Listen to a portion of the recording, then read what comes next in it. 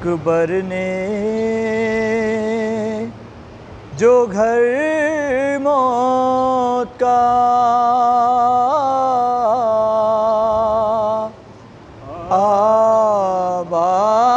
آباد کیا،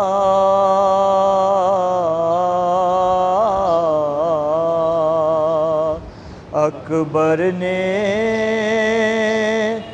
جو گھر موت کا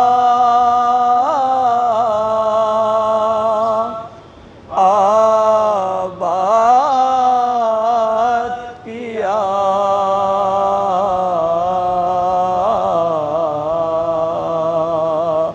صغرا کو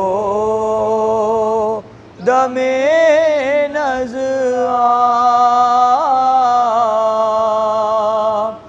بہت یاد کیا،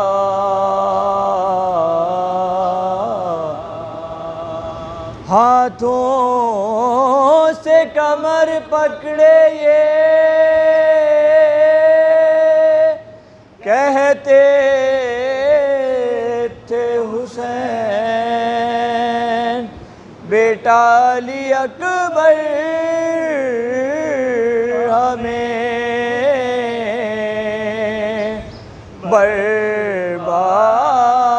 برباد کیا،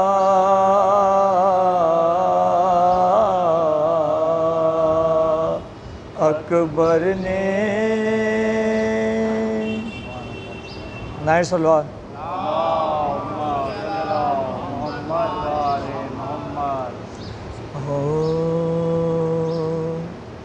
آمد ہے لے بیعت پیغمبر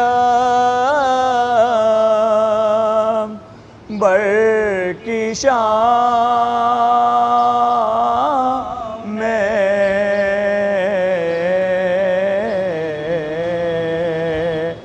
آمد ہے اہل بیعت پیغمبر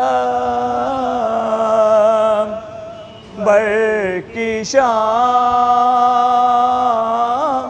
میں،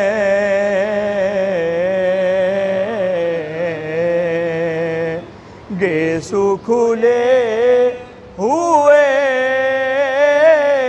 ہیں عذاب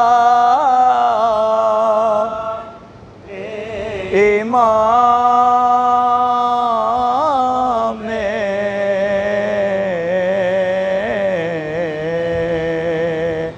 سر پیٹتی ہے فاطمہ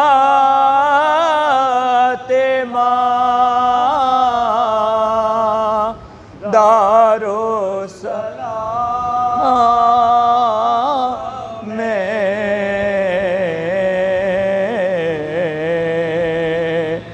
زینب یہ نوحہ کہتی ہیں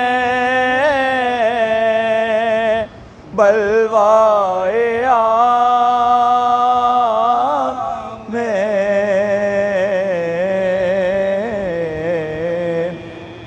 لوگو خبر کرو میرے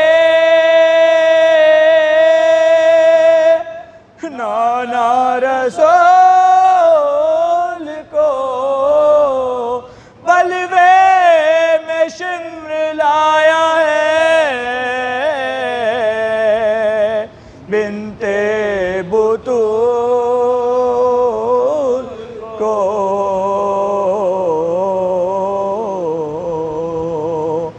آمد ہے اہل بیعت پیغمبر،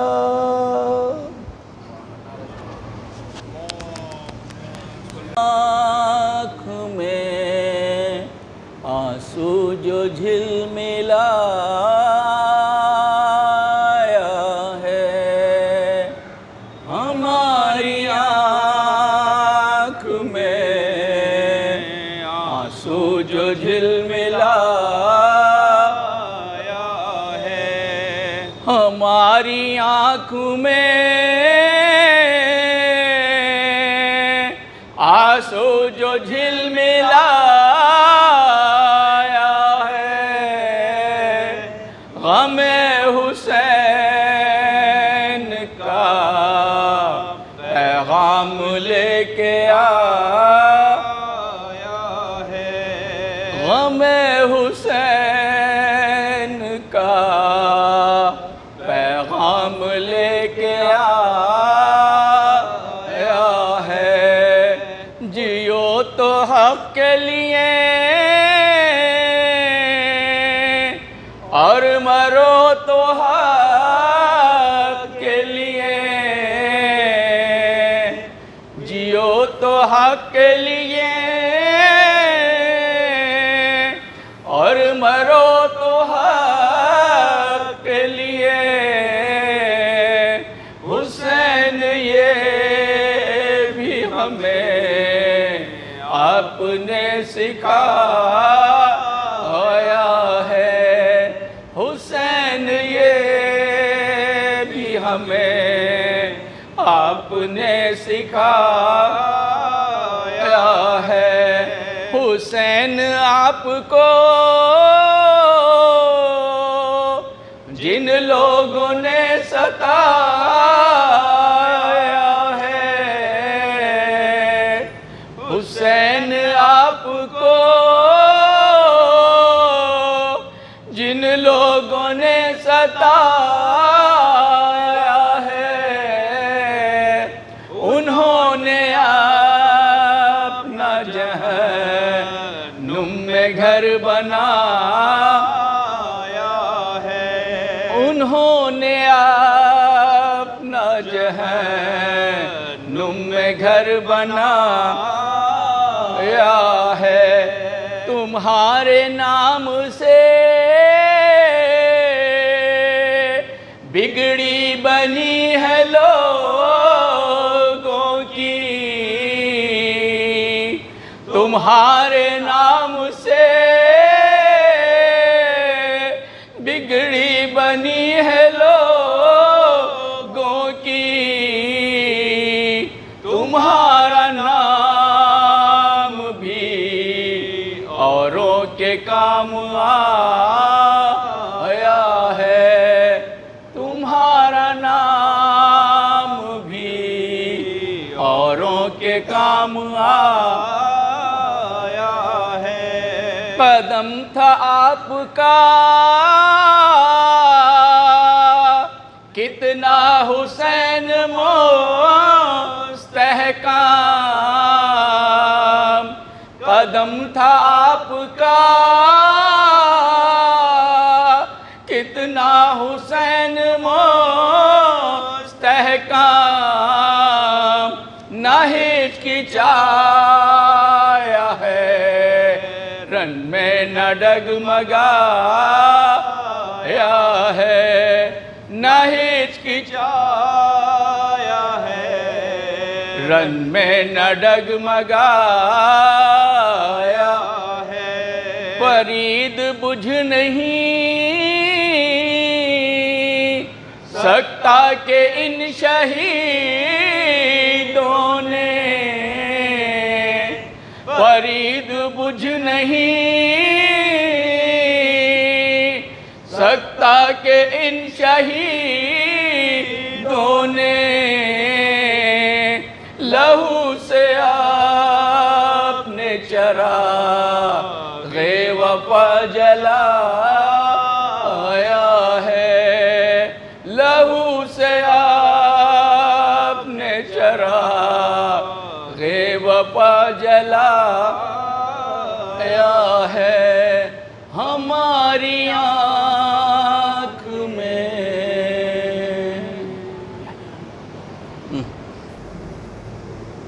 قبر اصغر کی بنانے میں بہت دیر لگی شے کو ایک چاند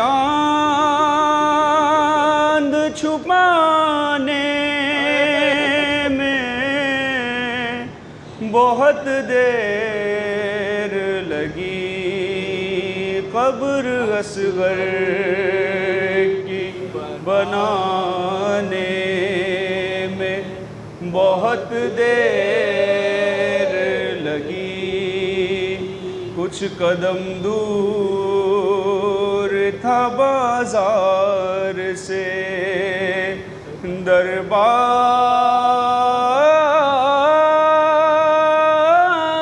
مگر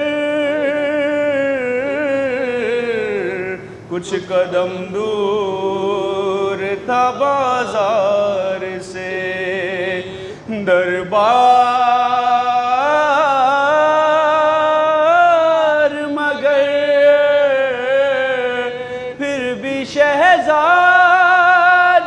کو آنے میں بہت دیر لگی، قبر اصغر کی بنانے میں بہت دیر لگی، ٹکڑے چنتے ہوئے قاسم کے کہا مولا نے، ٹکڑے چنتے ہوئے قاسم سے کہا مولا نے، ہائے افسوس کے آنے میں بہت دیر لگی، قبر اصغر کی بنانے میں بہت دیر لگی، ارے شہ نے ہر لاش کو جلدی سے اٹھایا، لیکن شہ نے ہر لاش کو جلدی سے اٹھایا،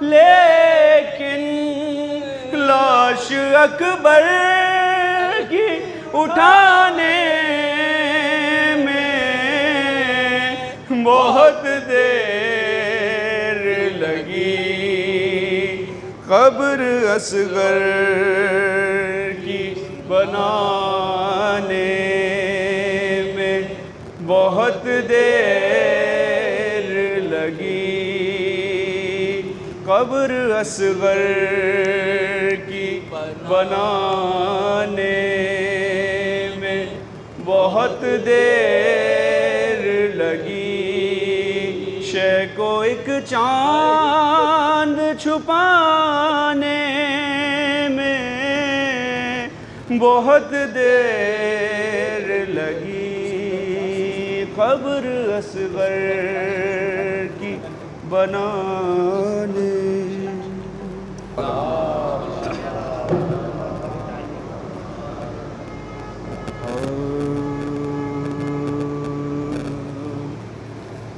مجرئی خلق میں ان آنکھوں نے کیا کیا دیکھا،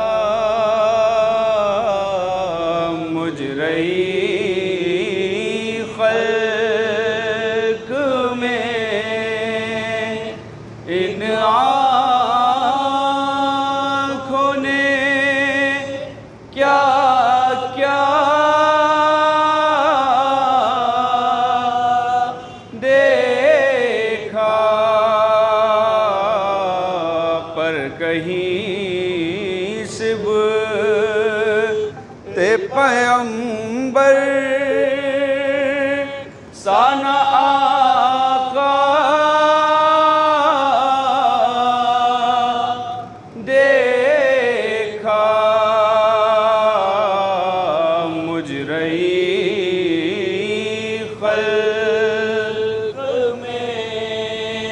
میں نے دیکھا عالم شاہ کو آلودہ خون، میں نے دیکھا علم شاہ کو آلودہ خون، میں نے عباس کو بے جان لب دریا دیکھا، مجرئی خلق میں نے دیکھا علی اصغر کا گلا خون میں تر، میں نے دیکھا علی اصغر کا گلا خون میں تر، میں نے زخمی علی اکبر کا کلیجہ دیکھا، مجرئی خلق میں ایک گٹھری شہدی پشت پہ لائے، جس میں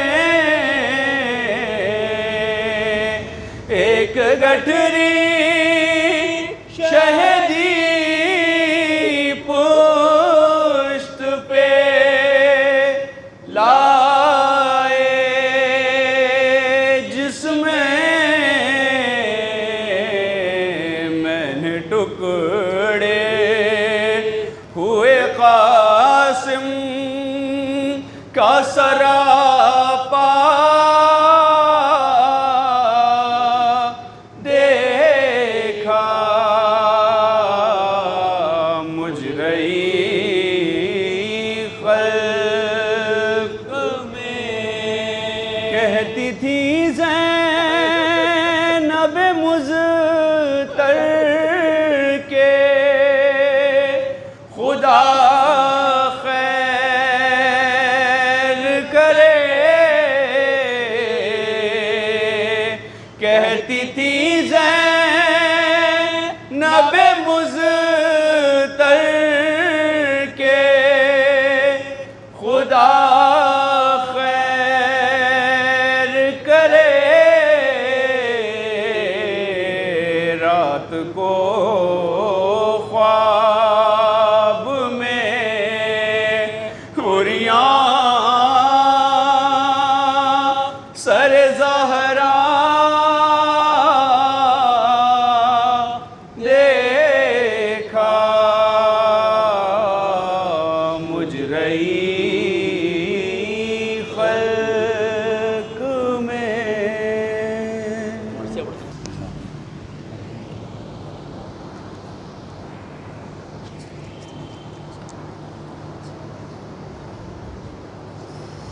شاید سورہ فاتحہ مجھے کی پڑھوا دوں، نہیں وہ پڑھ دیتے ہیں عباس کو حسین، نہیں عباس کو حسین جو پڑھ دیتے ہیں سورہ محتشم تقریر میں سے محمد ہاشم کا۔ بسم اللہ الرحمن الرحیم۔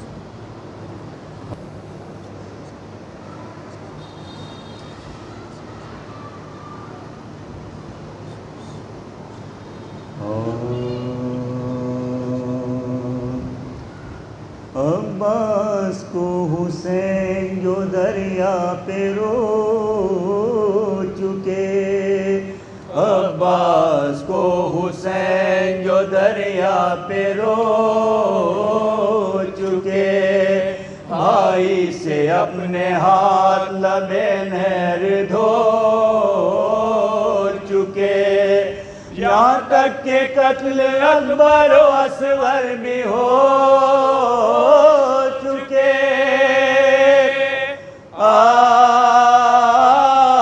سینے پہ جو پلے تھے وہ مٹی میں سو چکے، سینے پہ جو پلے تھے وہ مٹی میں سو چکے۔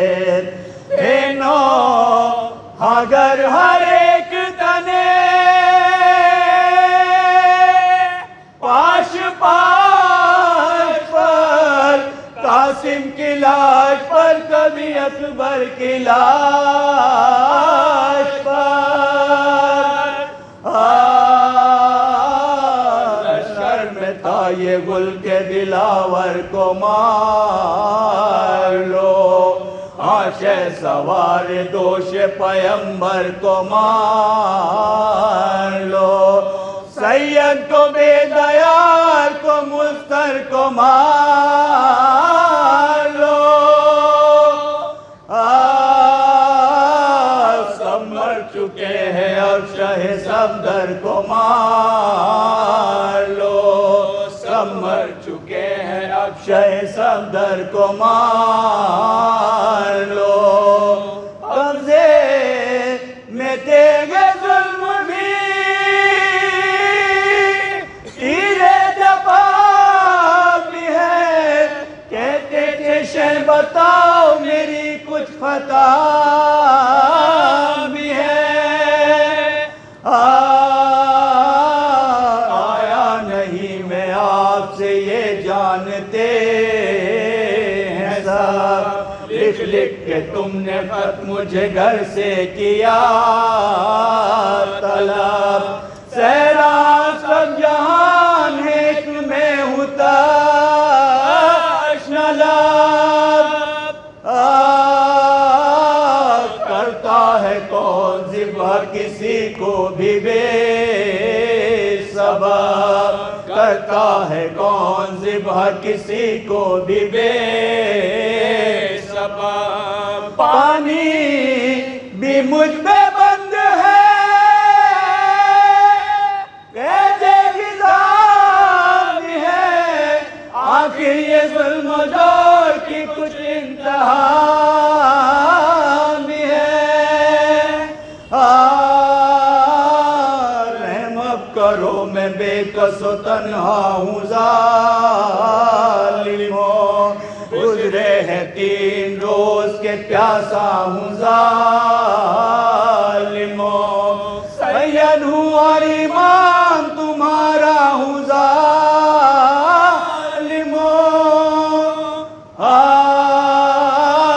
سوچو ذرا میں کس کا نواسا ہوں ظالموں، سوچو ذرا میں کس کا نواسا ہوں ظالموں، ہوگا بھلا نہ صابرو شاکر کو مار کر، پچھتاؤ گے غریب مسافر کو مار کر، مداریوں میں نور خدا ہوں وہ یا نہیں، کیوں باغیوں میں ہوں گل زہرا وہ یا نہیں، بولو میں مہمان تمہارا ہوں یا نہیں، اے نہر تو بتا کہ میں پیاسا ہوں یا نہیں، اے نہر تو بتا کہ میں پیاسا ہوں یا نہیں، کیوں نہ لے ظلم قائل قرآن تو ہے حسین، لو یہ ترکنان مسلمان تو ہے حسین،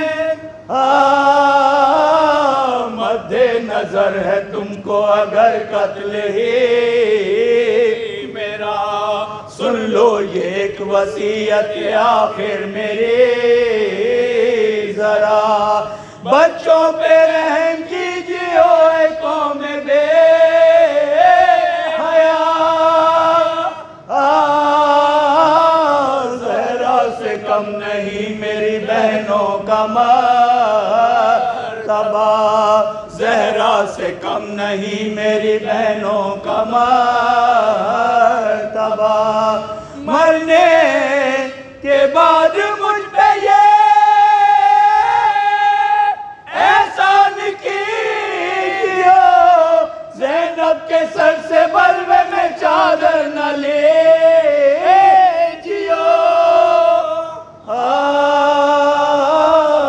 عباس و حسین جو دریا پہ رو چکے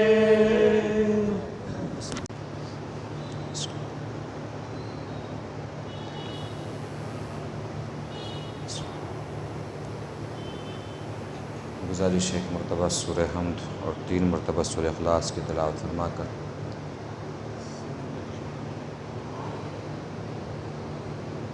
محمد محتشم تقوی ابن محمد ہاشم تقوی کی روح کو ایصال فرما کر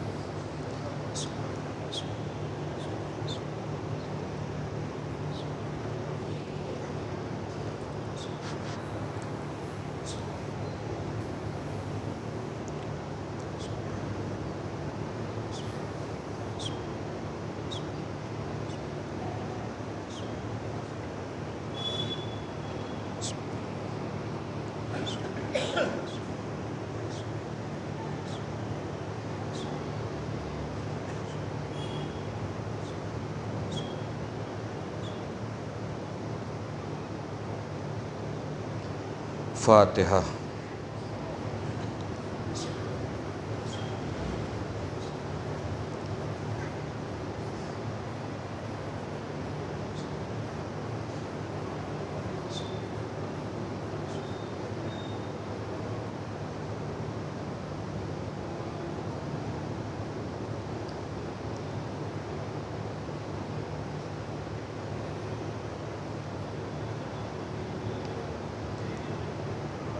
ماشاء اللہ لا حول ولا قوة الا باللہ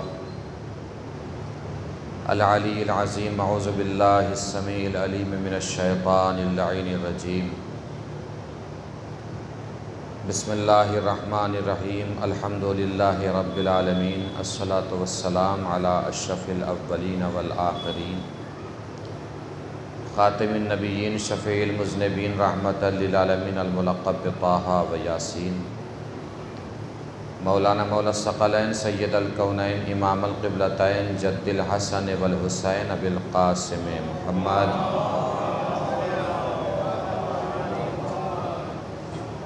وعلی آلہ الطیبین الطاہرین المعصومین المظلومین المنتخبین المنتجبین الغر المیامین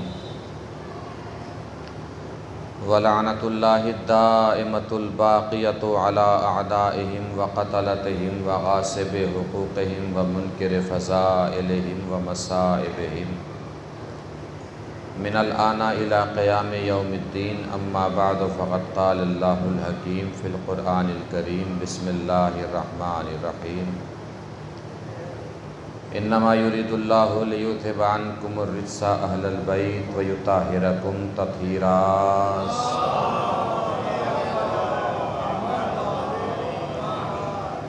مل جل کے ایک اور بار بآواز بلند نعرہ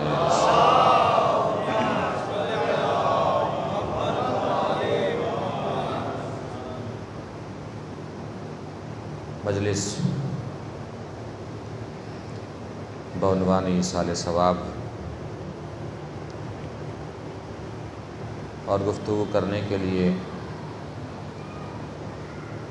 سرنامہ کلام اور بیان جس آیہ کریمہ کو قرار دیا وہ قرآن مجید کی مشہور و معروف آیہ کریمہ ہے۔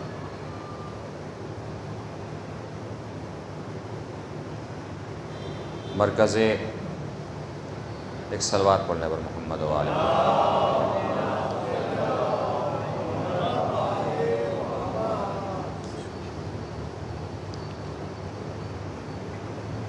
اس آیہ کریمہ کی مرکزی کردار میں شہزادی فاطمہ زہرا سلام اللہ علیہا ہیں۔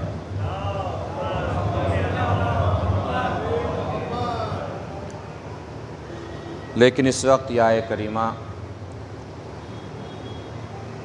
ہم نے صرف تبرکاً آپ کے سامنے پیش کرنے کی سعادت حاصل کی۔ مجلس چونکہ ایصال ثواب کے سلسلے سے ہے تو اس وقت موضوع گفتگو ہمارا شہزادی فاطمہ زہرا سلام اللہ علیہا کا وہ خطبہ مبارک کہ جس کو ہم خطبہ فدق کے نام سے جانتے اور پہچانتے ہیں۔ اصل میں جب فدق کا تذکرہ یا خطبہ فدق کا تذکرہ ہوتا ہے تو ذہن میں الگ خیالات آتے ہیں، لیکن شہزادی کے خطبے پر اگر توجہ فرمائیں تو شہزادی نے خطبے میں مکمل اصول دین پیش فرمائے ہیں۔ مکمل دین، مکمل شریعت، مکمل مذہب شہزادی نے خطبے میں بیان فرمایا ہے۔ اب انشاءاللہ میں کچھ خطبے کی جھلکیاں آپ کے سامنے رکھوں گا تو آپ دیکھیں گے اور محسوس فرمائیں گے کہ شہزادی نے خطبے میں پہلے توحید بیان فرمائی، توحید کے بعد رسالت بیان فرمائی، رسالت کے بعد قرآن مجید کا تعارف پیش فرمایا، قرآن مجید کے تعارف کے بعد فلسفہ احکام شریعت بیان فرمائے، فلسفہ احکام شریعت کے بعد شہزادی نے اپنے شوہر یعنی مولا کائنات کی فضیلت بیان فرمائی، ان کی ولایت بیان فرمائی۔ اس کے بعد شہزادی نے اپنے حق کے دعوے میں دلائل اور ثبوت فراہم فرمائے، یعنی شہزادی نے پہلے پورا دین سمجھایا، پھر اپنے حق کا مطالبہ فرمایا، یہ بتانے کے لیے کہ جس کو دین سمجھ میں آئے گا اسی کو فاطمہ سمجھ میں آئے گا، جس کو دین سمجھ میں نہیں آ سکتا اس کو فاطمہ زہرا بھی سمجھ میں نہیں آ سکتی۔ اب میں گفتگو کا آغاز کر رہا ہوں شہزادی کے خطبے کی پہلا جز اور پہلا حصہ جس میں شہزادی نے توحید بیان فرمائی۔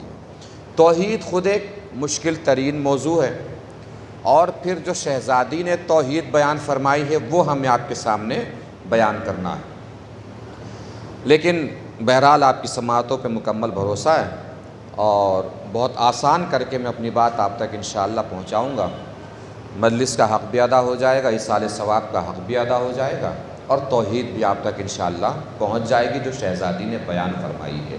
ایک باواز بلند صلوات پڑھیں تو میں اپنی بات کروں۔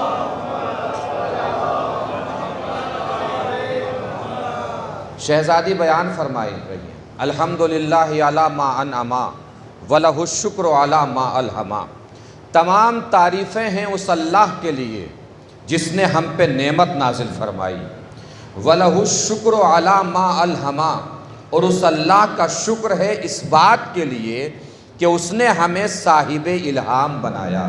الہام جانتے کسے کہتے ہیں؟ حق اور باطل کے درمیان فیصلہ کرنے کی قوت کو الہام کہا جاتا ہے۔ یعنی شہزادی بیان فرما رہی ہیں تعصب زدہ ماحول میں اگر کسی کو اتنا بھی سمجھ میں آ جائے کہ حق کدھر ہے اور باطل کدھر ہے تو اسے کم سے کم اللہ کا شکر ادا کرنا چاہیے۔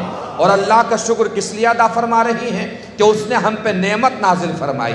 نعمت کا طریقہ بھی یہی ہے، نعمت کا وتیرہ بھی یہی ہے، نعمت کا سلیقہ بھی یہی ہے، نعمت کی نہج بھی یہی ہے، نعمت کا قاعدہ بھی یہی ہے، نعمت کا قانون بھی یہی ہے، نعمت کا ضابطہ بھی یہی ہے کہ نعمت ہمیشہ اللہ کی طرف سے آتی ہے، شکریہ بندوں کی طرف سے جاتا ہے۔ آدم پر نعمت وہاں سے آئی، شکریہ یہاں سے گیا، نوح پر نعمت وہاں سے آئی، شکریہ یہاں سے گیا، ابراہیم پر نعمت وہاں سے سے آئی، شکریہ یہاں سے گیا، اسماعیل پر نعمت وہاں سے آئی، شکریہ یہاں سے گیا، اسحاق پر نعمت وہاں سے آئی، شکریہ یہاں سے گیا، یعقوب و یوسف پر نعمتیں وہاں سے نازل ہوئی، شکریہ یہاں سے گیا، ختمی مرتبت پر بھی نعمت وہاں سے نازل ہوئی، شکریہ یہاں سے گیا۔ یہ تو دست فاطمہ کی عظمتوں کا کمال تھا کہ روٹیاں یہاں سے گئی تھی، شکریہ وہاں سے آیا تھا۔ ایک صلوات پڑھیں مل جل کے بر محمد و آل محمد۔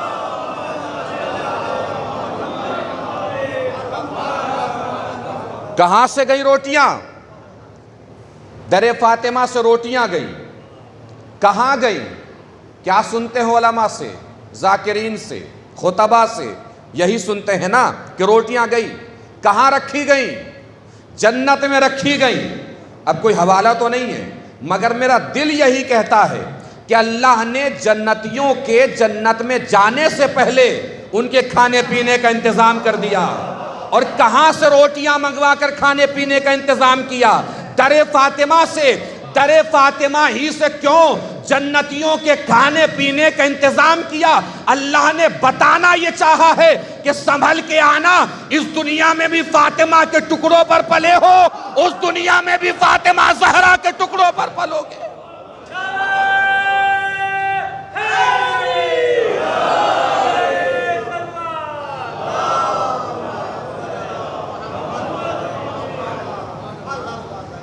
اب آئیے، آپ متوجہ ہیں تو میں توحید بیان کرتا ہوں شہزادی کی زبانی۔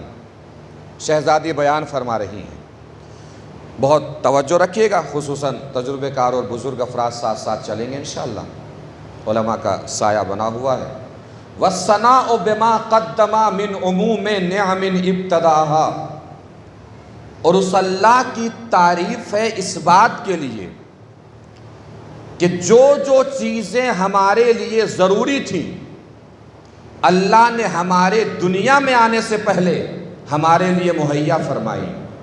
محسوس فرمائیے گا، جو چیز ضروری تھی سب کچھ ہمارے دنیا میں آنے سے پہلے اللہ نے ہمارے لیے مہیا فرما دی۔ زمین، آسمان، چاند، سورج، ستارے، کھانا، پانی، ہوا، فضا، سب کچھ ہمارے لیے پہلے سے مہیا فرمائی۔ اور صرف ایسا نہیں کہ اللہ نے چیزیں ہی مہیا فرمائی، نہیں، بلکہ جو چیز جتنی زیادہ ضروری تھی اللہ نے اسے اتنا ہی سستا بنا کے دنیا میں رکھا۔ جو چیز جتنی زیادہ ضروری تھی اللہ نے اسے اتنا ہی سستا بنا کے دنیا میں رکھا۔ دیکھیے آپ، سونا، ہیرا کتنا مہنگا ہے، کبھی سوچا کیوں مہنگا ہے؟ اس لیے مہنگا ہے کہ ہمارے لیے ضروری نہیں ہے۔ اس کے مقابلے پر نمک کتنا سستا، چونکہ ہر ذائقے کے لیے ضروری ہے۔ نمک کے مقابلے پر پانی کتنا سستا، ہر زندگی کے لیے ضروری ہے۔ اور پانی کے مقابلے پہ ہوا سستی نہیں، مفت، فری۔ جملہ پہنچے تو آپ کی آوازیں چاہوں گا، شہزادی کی زبانی توحید سنا رہا ہوں۔ ہوا بالکل فری، بالکل مفت۔ اور اس عادل مطلق کا کمال اعتدال دیکھیے کہ جس ہوا سے امیر کو زندہ رکھا ہے اسی ہوا سے غریب کو زندہ رکھا۔ ایک صلوات پڑھیں مل جل کے بر محمد و آل محمد۔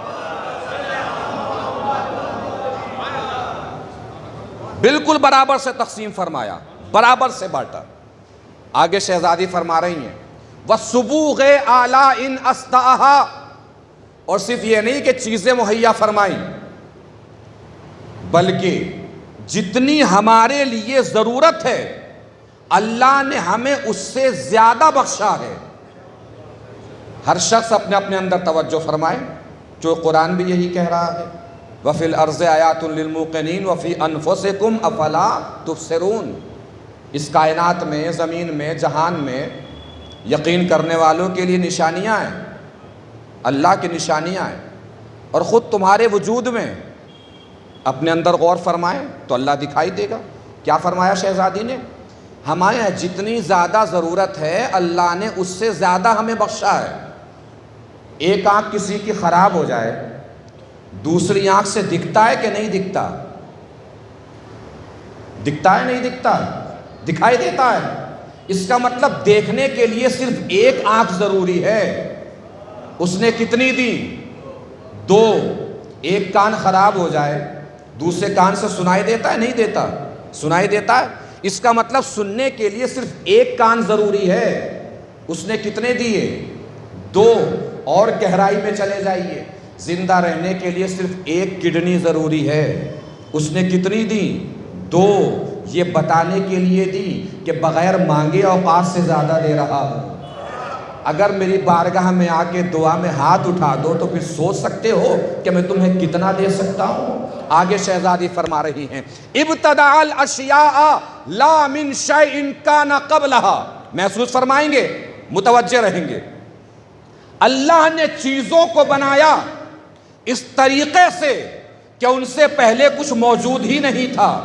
شہزادی اللہ کی حمد و ثنا بھی فرما رہی ہیں، ہمیں ہماری اوقات بھی دکھا رہی ہیں کہ چیزیں تم بھی بناتے ہو، چیزیں اللہ بھی بناتا ہے، مگر بڑا فرق ہے تمہارے بنانے میں اور اللہ کے بنانے میں۔ ہم نے ممبر بنایا، کس چیز سے بنایا؟ کچھ بھی بول دیجئے، لکڑی سے بنا ممبر؟ لکڑی تھی تبھی تو ممبر بنا، لکڑی نہ ہوتی کہاں سے ممبر بنتا؟ یہ مائک بنا کس چیز سے بنا؟ لوہے سے بنا، لوہا تھا تبھی تو مائک بنا۔ شہزادی یہی فرما رہی ہے اللہ نے جب بنایا دنیا میں کچھ موجود ہی نہیں تھا، اور اس کا حسن خلقت دیکھیے کہ جسے سب سے پہلے بنایا اسی کو سب سے خوبصورت بنا دیا۔ یہ اس کا کمال ہے، جسے سب سے پہلے بنایا اللہ نے اسی کو سب سے خوبصورت بنا دیا۔ شہزادی یہی بتا رہی ہیں بناتے تم بھی ہو، بناتا اللہ بھی ہے، مگر بڑا فرق ہے تمہارے بنانے میں اور اللہ کے بنانے میں۔ توجہ فرمائیے گا، تم زیادہ ہی بلندی پہ جاتے ہو، برتن بناتے ہو، کس چیز سے بناتے ہو؟ مٹی سے بناتے ہو۔ شہزادی یہی فرما رہی ہیں جس مٹی سے تم برتن بناتے ہو اسی مٹی سے اللہ تم جیسا انسان بنا دیتا،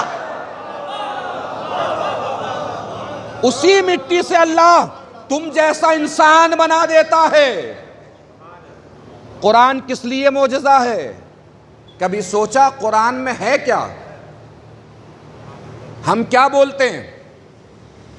الف بے تے سے جیم، اردو بولتے ہیں تو چے بڑھا لیجئے، تے بڑھا لیجئے، یہ تک پڑھ جائیے۔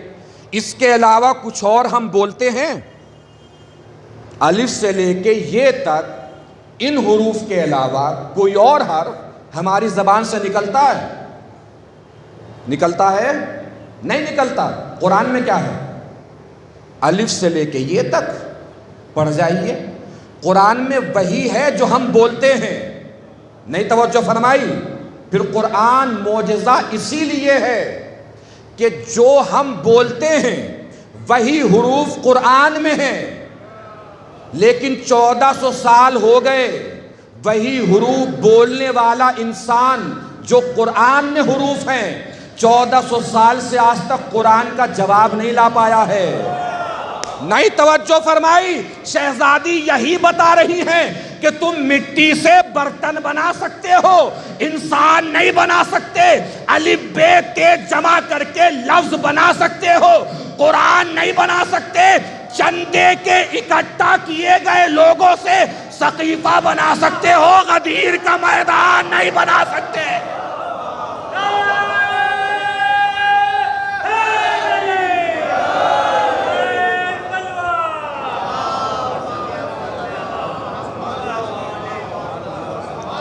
ایک اور صلوات پڑھیں مل جل کے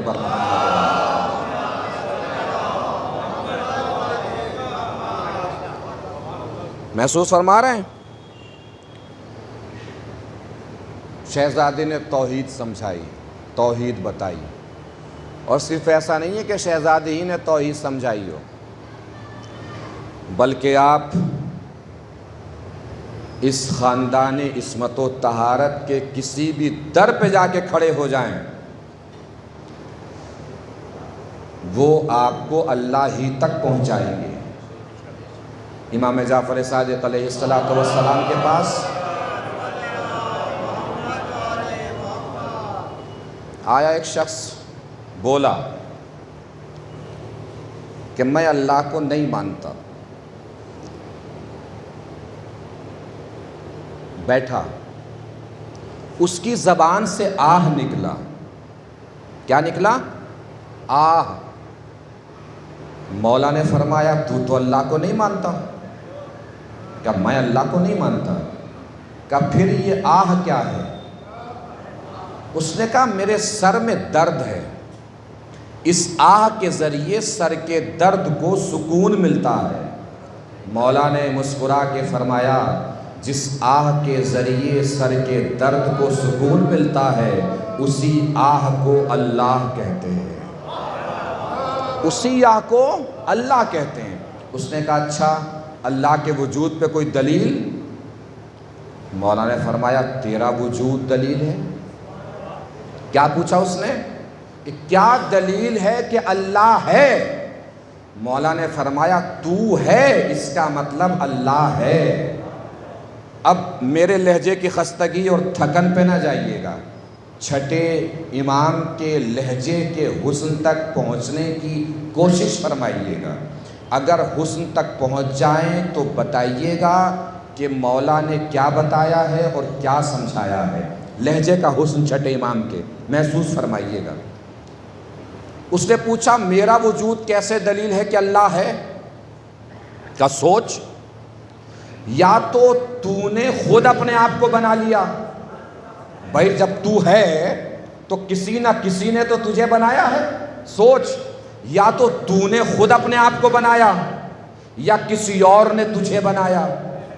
اب اگر تو نے خود اپنے آپ کو بنایا تو تیرے وجود سے پہلے تیرا ہونا ضروری.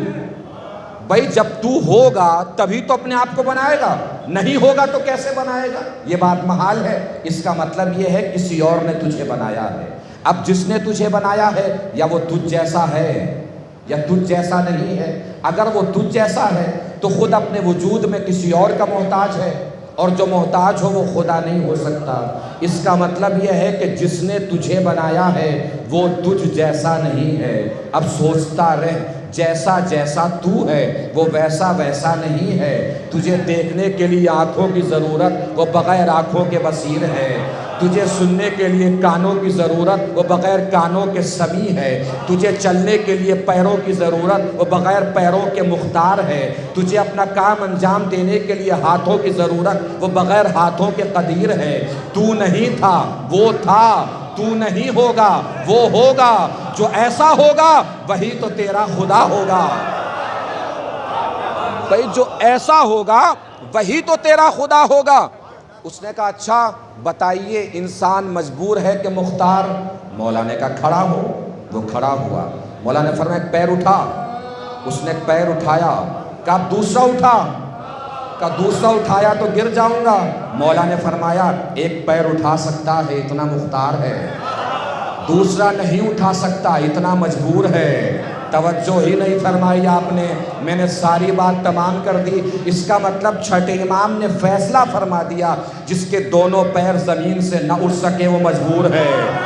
جس کے دونوں پیر زمین سے نہ اٹھ سکے وہ مجبور ہے. جس کے دونوں پیر زمین سے نہ اٹھ سکے وہ مجبور ہے. اس کا مطلب یہ ہے تاریخ میں اگر ہمیں کوئی ایسی شخصیت مل جائے جس کے دونوں پیر زمین سے اٹھ جائیں تو وہ مجبور نہیں مختار ہوگا.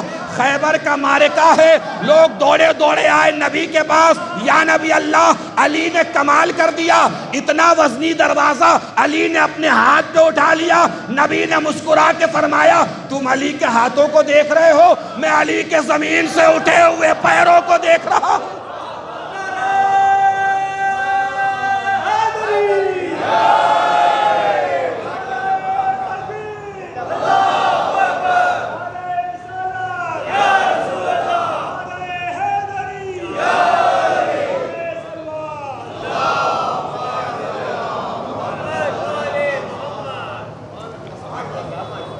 محسوس فرما رہے ہیں؟ اب شہزادی نے توحید کے بعد رسالت بیان فرمانی شروع کی. میں 4-5 مضامین ہیں اس خطبے میں, سب کی تھوڑی تھوڑی جھلکیاں آپ کو دکھا دوں گا. مضمون تو اتنا وسیع ہے کہ پورا شب یہ خطبے میں پڑھا جا سکتا ہے. لیکن بس جھلکیں اس لیے دکھا رہا ہوں تاکہ آپ کے ذہن میں رہے کہ شہزادی نے خطبے میں کیا بیان فرمایا ہے، خطبے میں شہزادی نے کیا کہا ہے۔ رسالت کی گواہی پیش فرما رہی ہیں شہزادی۔ وَأَشْهَدُ أَنَّ أَبِي مُحَمَّدًا عَبْدُهُ وَرَسُولُهُ، گواہی کا انداز محسوس فرمائیے گا۔ کیا فرمایا شہزادی نے؟ وَأَشْهَدُ أَنَّ أَبِي مُحَمَّدًا عَبْدُهُ وَرَسُولُهُ، میں گواہی دیتی ہوں کہ میرا باپ محمد اللہ کا رسول ہے۔ میں گواہی دیتی ہوں کہ میرا باپ محمد اللہ کا رسول ہے، میرا باپ محمد اللہ کا رسول ہے، میرا باپ محمد اللہ کا رسول ہے۔ بھرے مجمع میں کوئی تو ہوتا بولنے والا کہ فاطمہ محمد صرف آپ کے باپ نہیں، فلاں کے باپ بھی ہیں، فلاں کے باپ بھی ہیں، فلاں کے باپ بھی ہیں۔ کسی کا نہ بولنا اور شہزادی کا دعویٰ پیش کرنا دلیل ہے اس بات کی کہ رسول کی بس ایک ہی بیٹی ہے جس کا نام فاطمہ زہرا ہے۔ ایک ہی بیٹی ہے جس کا نام فاطمہ زہرا ہے۔ چلیے دل بڑا کر لیتے ہیں، دل وسیع کر لیتے ہیں، مان لیتے ہیں کہ رسول کی اور بھی بیٹیاں تھیں، مان لیجئے، مان لیتے ہیں۔ لیکن اگر تاریخ یہ منوائے گی کہ رسول کی اور بھی بیٹیاں شہزادی فاطمہ زہرا کے علاوہ تھیں، تو ساتھ میں تاریخ کو یہ بھی ماننا پڑے گا کہ بیٹیاں اور بھی تھیں مگر آئے تطہیر صرف فاطمہ کے لیے آئی۔ بیٹیاں اور بھی تھیں مگر آئے مودت صرف فاطمہ کے لیے آئی۔ بیٹیاں اور بھی تھیں مگر ستارہ صرف فاطمہ کے شوہر کے دروازے پہ آیا۔ بیٹیاں اور بھی تھیں مگر رسول نے غدیر میں صرف فاطمہ کے شوہر کو کاندھے پہ چڑھایا۔ بیٹیاں اور بھی تھیں مگر رسول نے صرف فاطمہ کے بیٹے کو اپنے دوست پہ سوار کرایا۔ بیٹیاں اور بھی تھیں مگر رسول نے سلام صرف فاطمہ کے دروازے پر کیا۔ بیٹیاں اور بھی تھیں مگر رسول احترام میں صرف فاطمہ زہرا کے کھڑے ہوتے تھے۔ اس کا مطلب یہ بات ماننی پڑے گی کہ رسول کی اور بیٹیاں بھی فاطمہ جیسی نہیں، رسول کی اور بیٹیاں بھی فاطمہ جیسی نہیں۔ توجہ ہی نہیں فرمائی آپ نے، رسول کی اور بیٹیاں بھی فاطمہ جیسی نہیں۔ یہ کون رسول؟ نور اول، خلق اول، خلق اول، فکر اول، عقل اول، شعور اول، علم اول۔ یعنی اس کا مطلب یہ بات طے ہو گئی کہ علم اول باپ کی بیٹیاں بھی فاطمہ جیسی نہیں، علم اول باپ کی بیٹیاں بھی فاطمہ جیسی نہیں، علم اول باپ کی بیٹیاں بھی فاطمہ جیسی نہیں۔ 1400 سال سے ہم یہی تو بتا رہے ہیں کہ جب علم اول باپ کی بیٹی فاطمہ جیسی نہیں ہو سکتی تو کسی جاہل باپ کی بیٹی فاطمہ جیسی کیسے ہو جائے؟ ایک صلوات پڑھیں مل جل کے بر محمد و آل محمد۔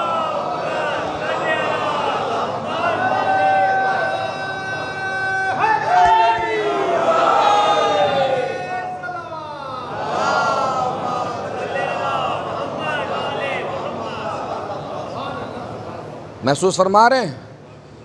وَأَشْهَدُ أَنَّ أَبِي مُحَمَّدًا عَبْدُهُ وَرَسُولُهُ، میں گواہی دیتی ہوں کہ میرا باپ محمد اللہ کا رسول ہے۔ اختارہ وانتجبہ قبل ان ارسلہ، جس کو بھیجنے سے پہلے اللہ نے مختار بنایا۔ وسماہ قبل ان اجتبلہ، پیدا کرنے سے پہلے جن کا نام رکھا۔ واصطفاہ قبل ان ابتعثہ، مبعوث کرنے سے پہلے جن کو مصطفیٰ بنایا۔ یعنی شہزادی بتا رہی ہے میرے بابا دنیا میں آئے بعد میں ہیں، مشہور پہلے سے تھے۔ دنیا میں آئے بعد میں ہیں، مشہور پہلے سے تھے۔ اور یہی قرآن نے بھی فرمایا ہے، بسم اللہ الرحمن الرحیم، وَإِذْ أَخَذَ اللَّهُ مِيثَاقَ النَّبِيِّينَ لَمَا آتَيْتُكُم مِّن كِتَابٍ وَحِكْمَةٍ ثُمَّ جَاءَكُمْ رَسُولٌ مُصَدِّقٌ لِّمَا مَعَكُمْ لَتُؤْمِنُنَّ بِهِ، ہم نے ہر نبی کو بتا دیا ہے کہ تمہارے بعد ایک نبی آنے والا ہے، ہاں تمہارے بعد ایک نبی آنے والا ہے، جب وہ نبی آئے تو تم سب نبیوں کی ذمہ داری یہ ہے لَتُؤْمِنُنَّ بِهِ، اس نبی پر ایمان لے کر آنا، یعنی آدم کی ذمہ داری آخری نبی پر ایمان لائے، نوح کی ذمہ داری نبی پر ایمان لائے، ابراہیم کی ذمہ داری نبی پر ایمان لائے۔ 1,23,999 نبیوں کی ذمہ داری ہے کہ ہمارے نبی پر ایمان لائے۔ جو ایمان لائے اس کو شریعت کی اصطلاح میں مومن کہا جاتا ہے۔ توجہ دیجئے گا عزیزو، اس کا مطلب قرآن سے یہ بات ثابت ہے، آدم بھی نبی کے مومن، نوح بھی نبی کے مومن، ابراہیم بھی نبی کے مومن، اسماعیل بھی نبی کے مومن، اسحاق بھی نبی کے مومن، یعقوب بھی نبی کے مومن، یوسف بھی نبی کے مومن۔ 1,23,999 انبیاء ہیں نبی کے مومن۔ اور مومن میں اور نبی میں رشتہ کیا ہوتا ہے؟ قرآن نے پھر آواز دی، النبی اولا من المؤمنین بانفسہم، نبی مومنوں کا مولا ہوتا ہے۔ یعنی قرآن نے بتایا آدم کا مولا نبی، نوح کے مولا نبی، ابراہیم کے مولا نبی، اسماعیل کے مولا نبی۔ 1,23,999 نبیوں کے مولا ہیں نبی، 1,23,999 نبیوں کے مولا ہیں نبی۔ سوچو اس دن کیا ہوا ہوگا جب نبی نے کہا ہوگا جس کا میں مولا اس کا علی مولا۔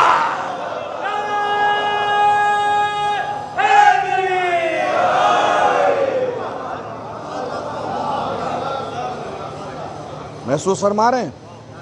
اب میں درمیان میں فلسفہ احکام شریعت کو چھوڑتا ہوں اور انشاءاللہ بعد میں اس کو بیان کروں گا۔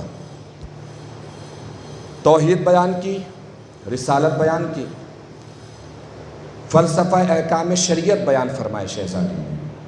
اس کے بعد اپنے شوہر کی فضیلت اور شجاعت بیان فرمائی۔ میں وہ حصہ سناتا ہوں شجاعت والا، اور پھر آتا ہوں واپس فلسفہ احکام شریعت پر۔ مجلس یہ سال ثواب ہے، حق سال ثواب بھی ادا ہو جائے گا اور مجلس بھی انشاءاللہ اختتام پذیر ہو جائے گی۔ شہزادی نے اپنے شوہر کی شجاعت بیان فرمائی۔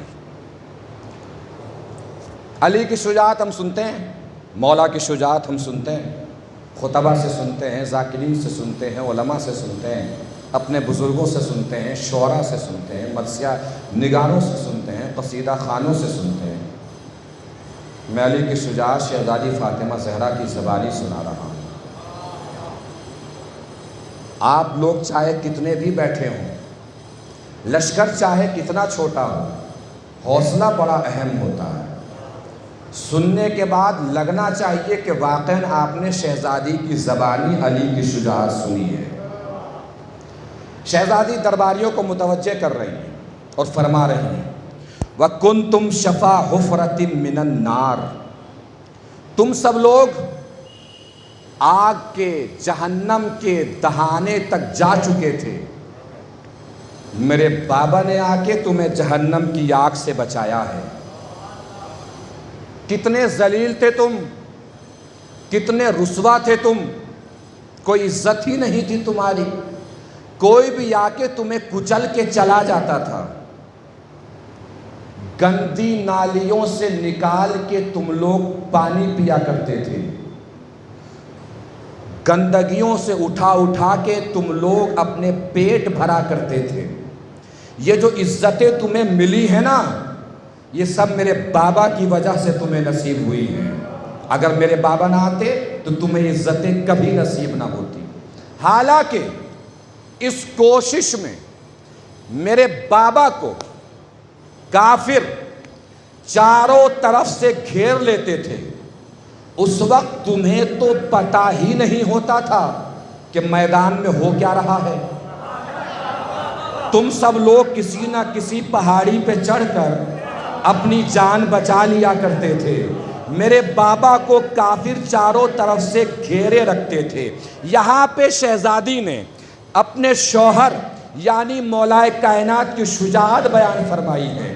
جیسے بھی سنا آپ نے ابھی تک، میں نے دیکھا، اب میں شہزادی کی زبانی علی کی شجاعت سنانے جا رہا ہوں۔ لگنا یہی چاہیے کہ جیسے میدان میں کھڑے ہو کے پوری طاقت سے علی کے سامنے علی کی شجاعت کو داد دے رہے ہوں۔ توجہ فرمائیے گا، شہزادی یہی بتایا، آخری پر تک توجہ، کافر چاروں طرف سے میرے بابا کو گھیرے رکھتے تھے۔ اس وقت معلوم ہے میرا بابا کیا کرتا تھا؟ قذفا اخاہ فی لہواتہا، میرا بابا میرے شوہر علی کو کافروں کے حلق میں اتار دیتا تھا، اور میرا شوہر علی کافروں کے حلق سے اس وقت تک باہر نہیں آتا تھا جب تک اندر کی رگوں سے لا الہ الا اللہ کی آوازیں نہ آنے لگے۔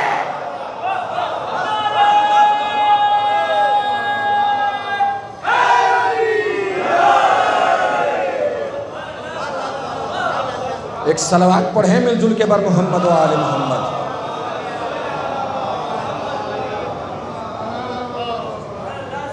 بہت سارے مطالب ہیں، بہت سارے معنی ہیں، ہر حصے پہ ایک مجلس پڑھی جا سکتی ہے، مکمل اشیاء پڑھا جا سکتا ہے خطبہ فدق کے سلسلے سے، لیکن میں اب فلسفہ احکام شریعت کی طرف آتا ہوں۔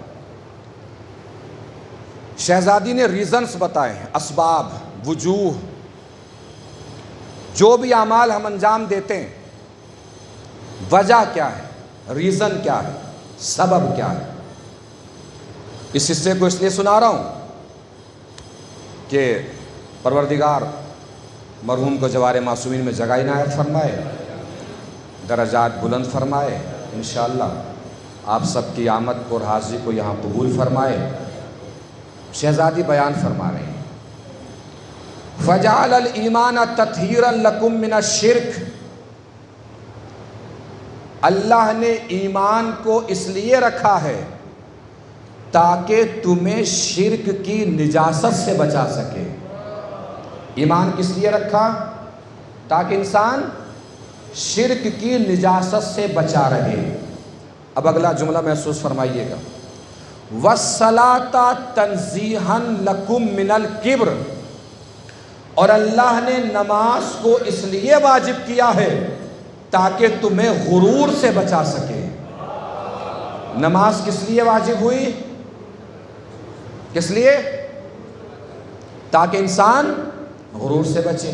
اب سماج میں، معاشرے میں کوئی بھی اکڑا ہوا مغرور متکبر انسان دکھائی دے تو چار جگہ بیٹھ کے اس کی برائیاں کرنے کی ضرورت نہیں ہے۔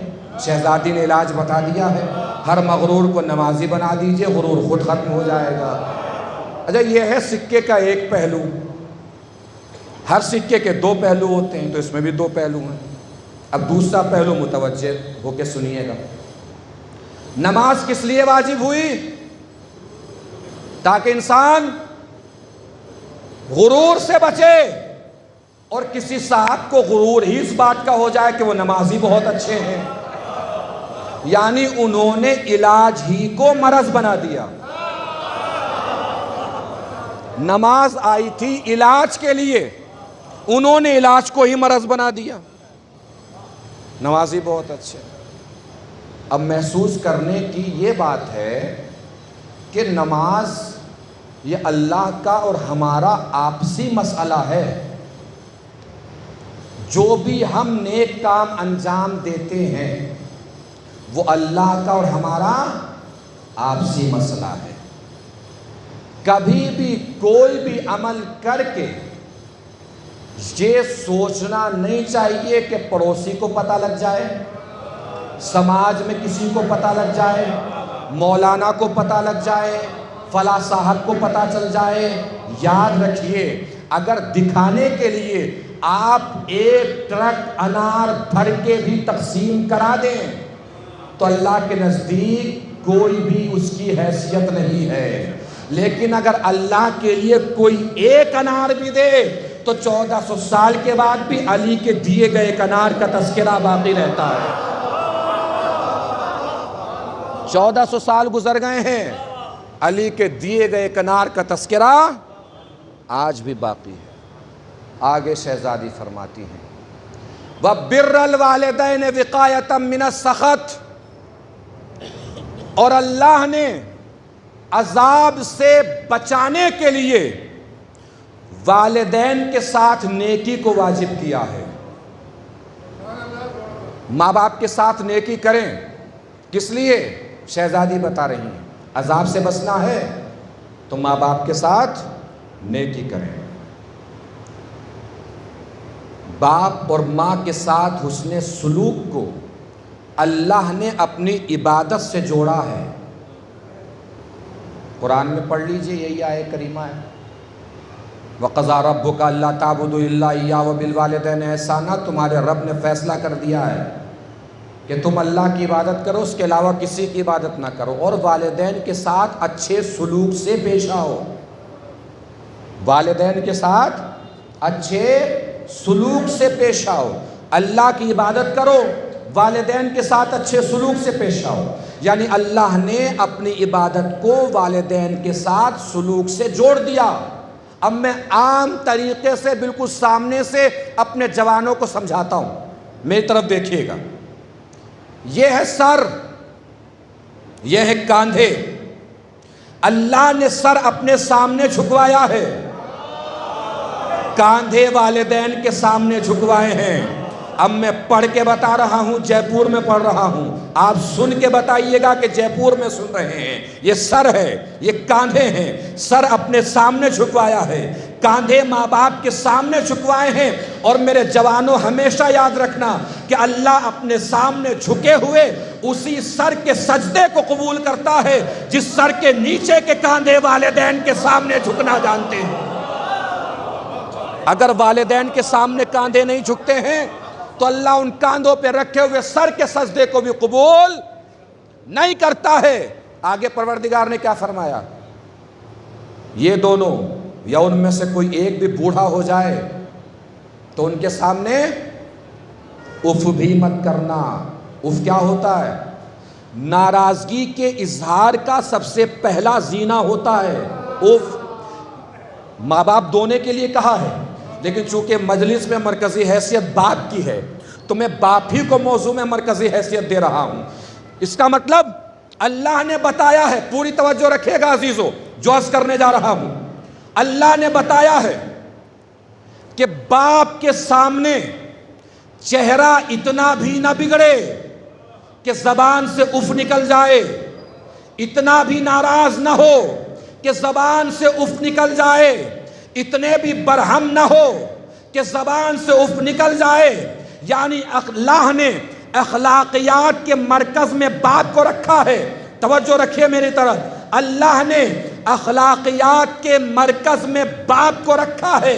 یعنی سماج طے نہ کرے کہ کون صاحب کتنے اچھے ہیں، معاشرہ طے نہ کرے کون صاحب کتنے اچھے ہیں. قرآن نے طے کر دیا کہ صاحب وہی اچھے ہیں جو اپنے باپ کے ساتھ اچھے ہوں. سماج طے نہ کرے کہ کون صاحب کتنے اچھے ہیں، معاشرہ طے نہ کرے کہ کون صاحب کتنے اچھے ہیں. قرآن نے طے کر دیا کہ وہی صاحب اچھے ہیں جو اپنے والد صاحب کے ساتھ اچھے ہوں. اگر کوئی صاحب والد صاحب کے ساتھ اچھے نہیں ہیں تو وہ صاحب بڑے تو ہو سکتے ہیں، اچھے نہیں ہو سکتے.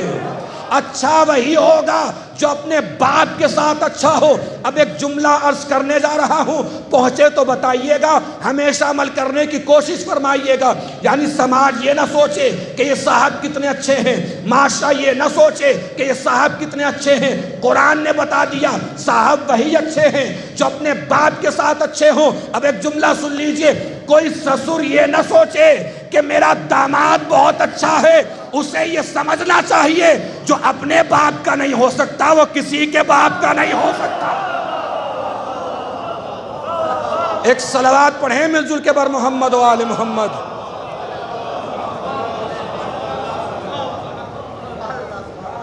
محسوس فرما رہے؟ والدین کے ساتھ حسن سلوک بھی تربیتی مسئلہ ہے. تربیتی مسئلہ مطلب جو آج کر کے دکھائیں گے کل ہمارے بچے ہمارے ساتھ وہی کرنے والے ہیں. حسن سلوک بھی تربیتی مسئلہ ہے. کر کے دکھانا پڑتا ہے، بتانے سے کام نہیں چلتا. اپنے بچوں کو بتائیے کہ حسن سلوک کیجئے ماں باپ کے ساتھ، کوئی فرق نہیں پڑنے والا. اپنے بچوں کے سامنے اپنے ماں باپ کے ساتھ حسن سلوک کر کے دکھائیے کہ حسن سلوک ایسے کرنا ہے۔ ایک شخص نے سوچا ایک گاؤں میں کہ آج دیکھوں کہ اس بستی میں سب سے خوش نصیب انسان کون ہے، سب سے اچھے نصیب والا کون ہے۔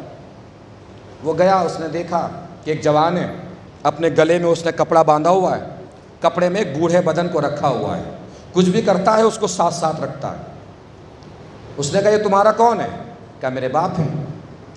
کہا تم اپنے باپ کی ایسے ہی خدمت کرتے ہو؟ کہا کہ ہاں ایسے ہی کرتا ہوں۔ کہا تم نے خدمت کرنا کہاں سے سیکھا؟ کہا ان سے سیکھا۔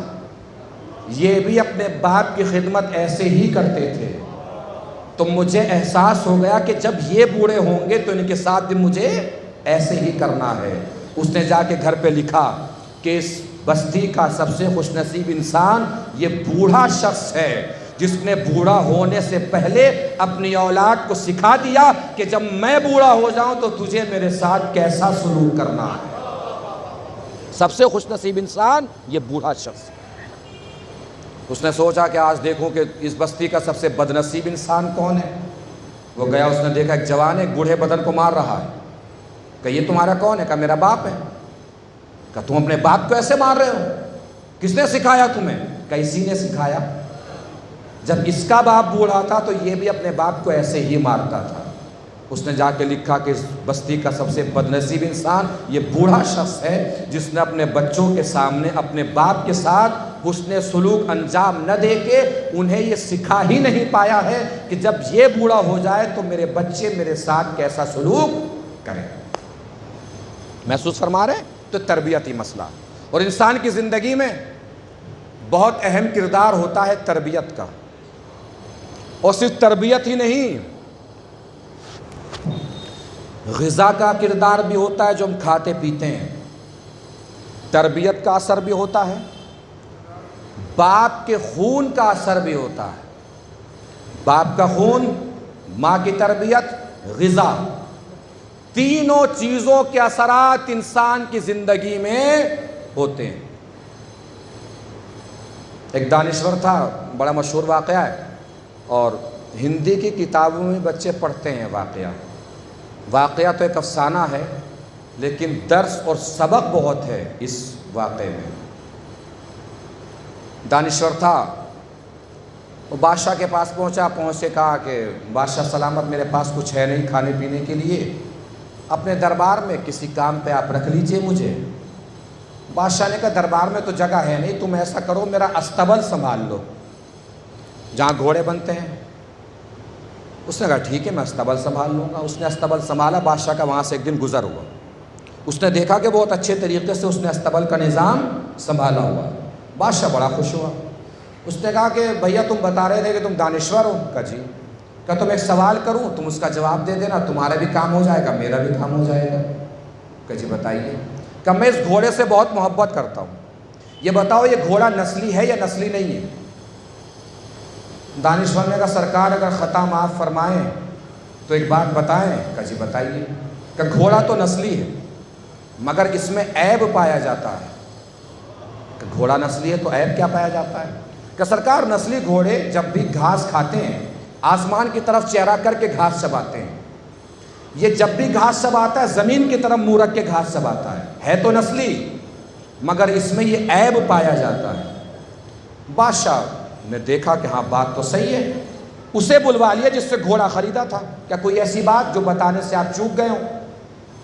کہ سرکار یہ جب گھوڑا پیدا ہوا تھا تو اس کی ماں اس دنیا سے رخصت ہو گئی تھی، اس کی اپنی ماں تو موجود نہیں تھی، ہم نے اسے گائے کا دودھ پلایا ہے اور گائے کا دودھ پینے کے سبب اس میں یہ عیب پیدا ہو گیا ہے کہ ابھی آسمان کی طرف چہرہ کر کے گھاس نہیں چباتا، زمین کی طرف منہ رکھ کے گھاس چباتا ہے۔ نئی توجہ فرمائی، گھوڑا تو نسلی تھا مگر غذا بدلی تو عیب پیدا ہو گیا، اب بھی متوجہ نہیں ہوئے۔ اس کا مطلب یہ ہے آپ کتنی بھی اچھی نسل کے ہوں، کتنے بھی اچھے خاندان کے ہوں، کتنے بھی اچھے قبیلے کے ہوں، کتنے بھی اچھے گھرانے کے ہوں، پیٹ میں غذا حرام جائے گی تو عیب پیدا ہو ہی جائے گا۔ ہمیشہ غذا کو پاک و پاکیزہ رکھیں۔ بادشاہ بڑا خوش ہوا کہ یار بات اس نے ٹھیک بتائی ہے، تم ایسا کرو، تم استبل کے آدمی نہیں ہو، دربار میں آ جاؤ، اور خوش ہو کے اس کے گھر گوشت بھجوا دیا۔ کیا بھجوایا؟ کیا؟ گوشت۔ ایک دن دربار میں ٹہل رہا تھا، پوچھ بیٹھا کہ تم نے گھوڑے کے بارے میں بالکل ٹھیک بتایا تھا، آج یہ بتاؤ کہ میری جو مہارانی ہے یہ بھی خاندانی ہے کہ نہیں ہے؟ اس نے کہا سرکار ہم چل رہے ہیں۔ کہا کہاں؟ کہا بس یہ تو ہم بتا نہیں پائیں گے۔ کہا تمہیں میری طرف سے امان ہے، جو تم کہو گے ہم برداشت کریں گے۔ کہ سرکار جب آپ نے امان دے ہی دی ہے تو بات بتائیں۔ کہ جی بتائیے۔ کہ سرکار آپ ہے راجہ، یہ ہیں آپ کی زوجہ، تو ہیں تو یہ مہارانی، مگر سرکار معاف کیجیے گا خاندانی نہیں ہے۔ کہ تمہیں کیسے پتہ چلا؟ کہ میں نے انہیں جب بھی دیکھا ہے نوکروں سے لڑتے ہوئے ہی دیکھا۔ نہیں توجہ فرمائی؟ اللہ نے اگر کسی کو بڑا بنایا ہے تو اس لیے بڑا نہیں بنایا ہے کہ چھوٹوں کو اپنے دھونس میں رکھے۔ بڑا بنانے کا مطلب یہ ہے کہ اللہ نے آپ کو ذمہ دار بنایا ہے۔ آپ کسی بھی قبیلے کے بڑے ہوں، علم میں بڑے ہوں، شہرت میں بڑے ہوں، نسل میں بڑے ہوں، خاندان میں بڑے ہوں، دولت میں بڑے ہوں، ہمیشہ اپنے چھوٹوں کا احترام کیجئے، اور سماج کے ہر بڑے انسان کو اپنے چھوٹے کا احترام اس لیے بھی کرنا چاہیے کہ اگر وہ چھوٹا نہ ہوتا تو اسے کوئی بڑا سمجھنے والا نہ ہوتا۔ کھینچ دیجئے دیوار پہ لکیر، ایک لکیر کھینچ دیجئے، چاہے کتنی بھی بڑی کھینچ دیجئے، سنگل لکیر بڑی ہے کہ چھوٹی ہے؟ اکیلی لکیر نہ بڑی ہوتی ہے نہ چھوٹی ہوتی ہے۔ جب اس بڑی لکیر کے برابر میں چھوٹی لکیر آتی ہے تو چھوٹی لکیر اسے بڑا بناتی ہے۔ اسی طریقے سے سماج میں اگر چھوٹے لوگ نہ ہوں تو بڑوں کو کوئی بڑا سمجھنے والا نہ ہو۔ بڑوں کو ہمیشہ چھوٹوں کی قدر اس لیے کرنی چاہیے کہ ان بڑوں کو وہی چھوٹے بڑا بناتے ہیں۔ بادشاہ نے اپنے سسر صاحب کو بلوا لیا کہ کوئی بات ایسی جو بتانے سے رہ گئے ہوں۔ اس نے کہا بھائی آپ کی رشتہ جو ہے ہماری بیٹی سے بچپن میں ہو گیا تھا، مگر ہماری بیٹی تو دنیا سے رخصت ہو گئی تھی 6 سال کی عمر میں۔ ہم نے پڑوس سے لے کے ایک بچی کو پال لیا، وہی آپ کی زوجہ ہے۔ انسان کی زندگی میں غذا کا اثر بھی ہوتا ہے، تربیت کا اثر بھی ہوتا ہے۔ بادشاہ نے خوش ہو کے اس کے گھر بھیڑ بھجوا دی۔ کیا بھجوایا؟ پہلے کیا بھجوایا تھا؟ گوشت۔ اس بار کیا بھجوایا؟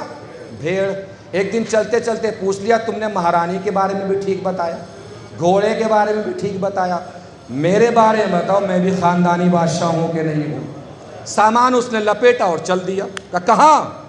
کہا بس ہمارا رزق آپ کے آنچ تک ہی لکھا ہوا تھا، اب ہم چل رہے ہیں۔ کہا نہیں ہم امان نامہ لکھ کے دیتے ہیں، جو بھی ہوگا منظور ہوگا۔ کہا ٹھیک ہے بادشاہ سلامت، جب آپ نے امان نامہ لکھ کے دے ہی دیا ہے تو ایک بات بتائیں۔ کہ بتائیے۔ کہ سرکار بادشاہ آپ بھی کوئی خاندانی نہیں ہو، کسی گڈریے کی اولاد ہو۔ تجھے کیسے پتا چلا میں گڈریے کی اولاد ہوں؟ کہ وہ آپ کے باپ دنیا سے رخصت ہونے والے ہیں، وہ جا کے جلدی سے پوچھ لیجئے، اگر وہ چلے گئے تو نہ آپ مجھے چین سے جینے دیں گے نہ آپ خود چین سے رہیں گے۔ وہ گیا اپنے باپ کے پاس، ابا حضور اب تو جا ہی رہے ہیں، تو کوئی ایسی بات بتا جائیے جو آپ بھی چین سے جا سکیں، ہم بھی سکون سے جی سکیں۔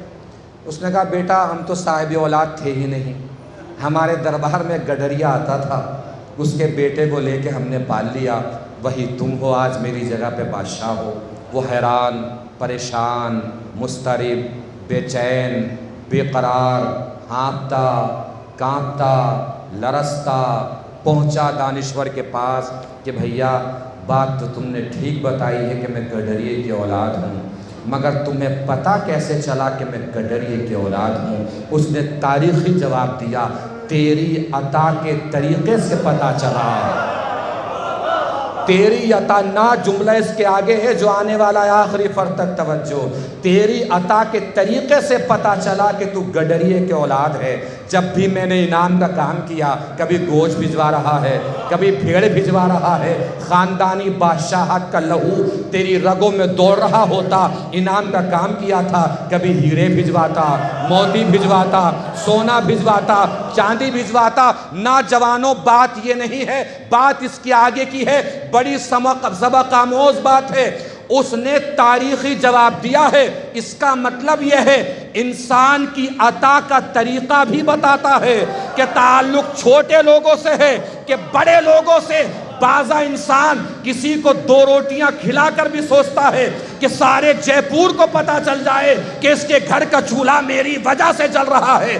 2 روٹیاں کسی کو دے کر اگر سوچتے ہو کہ سب کو پتا چل جائے تو یہ سوچ خود بتا رہی ہے کہ ابھی چھوٹے لوگوں سے تعلق ہے، بڑے لوگوں سے تعلق نہیں ہوا۔ اس لیے کہ اگر بڑے لوگوں سے تعلق ہوتا تو دنیا انسانیت میں علی سے بڑا کوئی نہیں۔ علی رات کے سناٹے میں روٹیاں بانٹتے تھے۔ کمیل نے پوچھا مولا رات کے سناٹے میں کیوں؟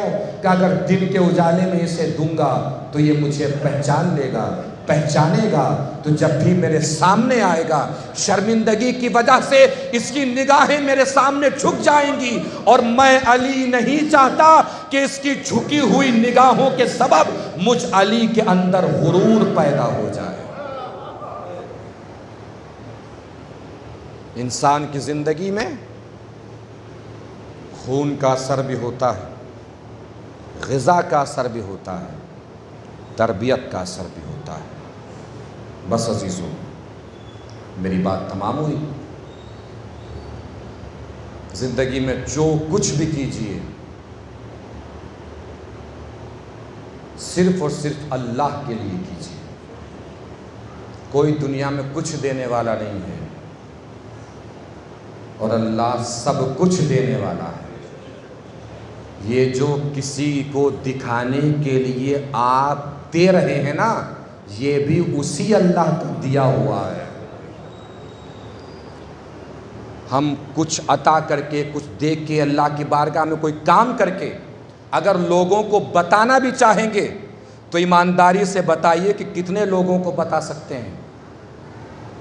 ہم کتنا بھی بتائیں، اپنی نیکی کو کتنا بھی پھیلائیں، مگر اپنی بندگی کی اوقات میں رہ کر پھیلا سکتے ہیں، لیکن جب اللہ پر اپنی نیکی کو چھوڑ دیں گے اور جب وہ اللہ پھیلائے گا تو اپنی خدائی کی طاقت کے ساتھ پھیلائے گا، اور پھر ہماری نیکیاں وہاں پہنچ جاتی ہیں جہاں ہم خود بھی نہیں پہنچ پاتے۔ علی رات کے سناٹے میں بانٹتے تھے، مگر آپ میں سے ہر شخص کو پتا ہے کہ نہیں پتا؟ علی نے تو نہیں بتایا، مگر پھر بھی پتا ہے۔ یہ بتانے والا کون ہے؟ وہی اللہ ہے جس کے لیے علی رات کے سناٹے میں بانٹا کرتے تھے۔ نیکیاں جو اللہ کی بارگاہ میں کی جائیں کبھی نہیں چھوٹتی، ورنہ آسان تھوڑی ہے 72 لوگوں کا 30,000 کے لشکر میں گھر جانا، ختم ہو جانا، شہید ہو جانا، وہیں دب جاتے، وہیں مٹ جاتے۔ دنیا انسانیت میں ہزاروں جنگیں ہوئی ہیں، لاکھوں نے گھیر کے 100 لوگوں کو مار دیا ہے، 200 لوگوں کا مار دیا ہے، کس کو پتا چلا؟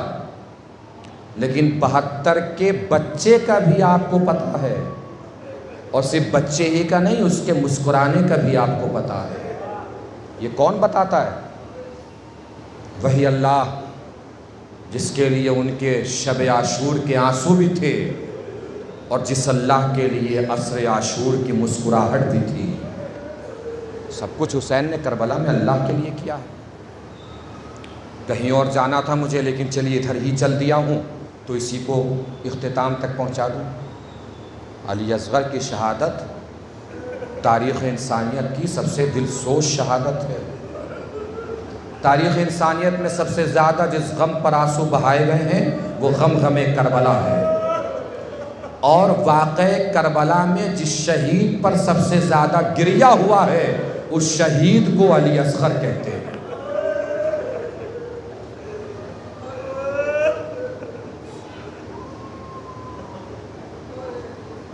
ڈاکٹر گبن جس نے تاریخ اسلام لکھی ہے، تاریخ اسلام لکھنے کے لیے کربلا کی تاریخ پڑھ رہا تھا، اس نے حضرت عباس کی شہادت پڑھی، اس پہ کوئی اثر نہیں ہوا۔ امام حسین کی شہادت پڑھی، اس پہ کوئی اثر نہیں ہوا۔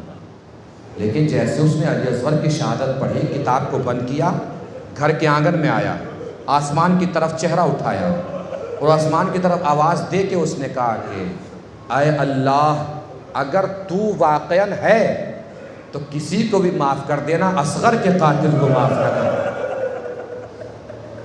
اس لیے کہ مجھے پتہ نہیں چلا کہ علی اصغر کو کس وجہ سے قتل کیا گیا۔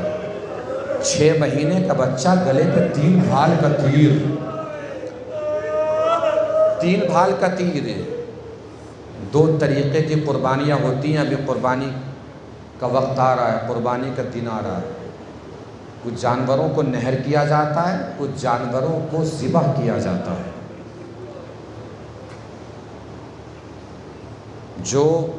جن پر انسان قدرت حاصل کر سکتا ہے ان کو ذبح کیا جاتا ہے، جن پر انسان قدرت حاصل نہیں کر سکتا ان کو نہر کیا جاتا ہے، یعنی جانور پر دور سے ہتھیار سے وار کیا جاتا ہے۔ عرب میں جس اسلحے سے جانور کو نہر کیا جاتا تھا اس اسلحے کو 3 بھال کا تیر کہتے ہیں۔ اب بھی رونے کے لیے کچھ اور بتانے کی ضرورت ہے؟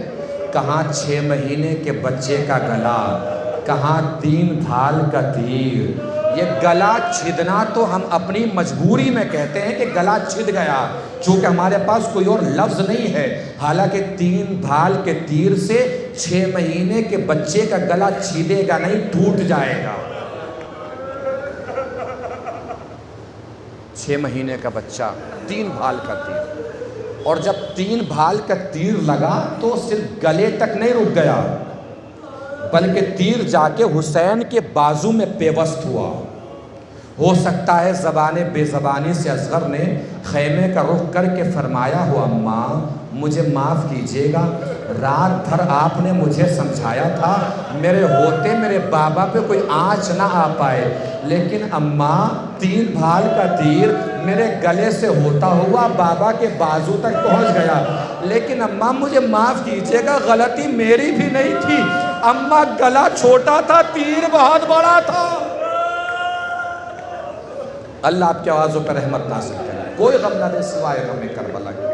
حسین علی اصغر کو لے کر چلے ہیں، خیمے کے قریب پہنچے، ماں کو آواز دی، ام رباب آئی، ایک نصیحت کی مولا نے، ام رباب دیکھو اصغر کو چاہے جس حال میں دیکھنا، کوئی شکایت نہ کرنا۔ یہ فرما کر مولا حسین نے علی اصغر کے گلے سے ابا کا دامن ہٹایا۔ اللہ کسی ماں کو یہ منظر نہ دکھائے جو اصغر کی ماں کے نے دیکھا، اللہ جانے گلا کس حال میں دیکھا کہ ام رباب بے ہوش ہو گئی۔ جب ہوش میں آئی تو 2 جملے فرمائے ام رباب نے، ایک جملہ آسمان کا رخ کر کے، ایک جملہ مقتل کا رخ کر کے۔ آسمان کا رخ کر کے فرمایا، پروردگار کیا 6 مہینے کے بچوں کو بھی نہر کیا جاتا ہے؟ دوسرا جملہ مقتل کی طرف رخ کر کے فرمایا، میرے مولا، میرے سید، میرے سردار، مجھے بس اتنا بتا دیجئے، جس نے میرے بچے کے گلے پہ تیر چلایا ہے کیا وہ صاحب اولاد نہیں تھا؟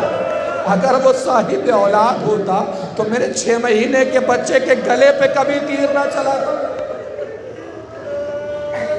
اور علی اصغر کا گلا اتنا مظلوم گلا ہے جو 2 بار ذبح ہوا ہے، ایک 3 بھال کے تیر سے، دوسری مرتبہ خاک نشین اہل حرم شام غریباں بیٹھے ہیں، جناب زینب کی نظر ام رباب پہ پڑتی ہے، دیکھا ام رباب کے چہرے کا رنگ متغیر ہو رہا ہے، بھابی خیریت تو ہے، چہرے کیوں بدل رہا ہے؟ ام رباب نے مقتل کی طرف اشارہ کر کے فرمایا، شہزادی یہ لوگ نیزے گاڑ گاڑ کے میرے 6 مہینے کے بچے کو تلاش کر رہے ہیں، دعا کیجئے ان کو میرا بچہ نہ ملے۔ اب ام رباب یہی فرما رہی کہ کیا دیکھا؟ ایک نیزہ زمین سے نکلا، 6 مہینے کا لاشا لپٹا ہوا نیزے پہ زمین سے باہر آ گیا، تڑپ گئی ام رباب، اے شہزادی میرا 6 مہینے کا لال، ایک بار 3 بھال کا تیر، ایک بار نیزے کی علی، دونوں طریقے سے علی اصغر کا گلا ذبح ہوا ہے۔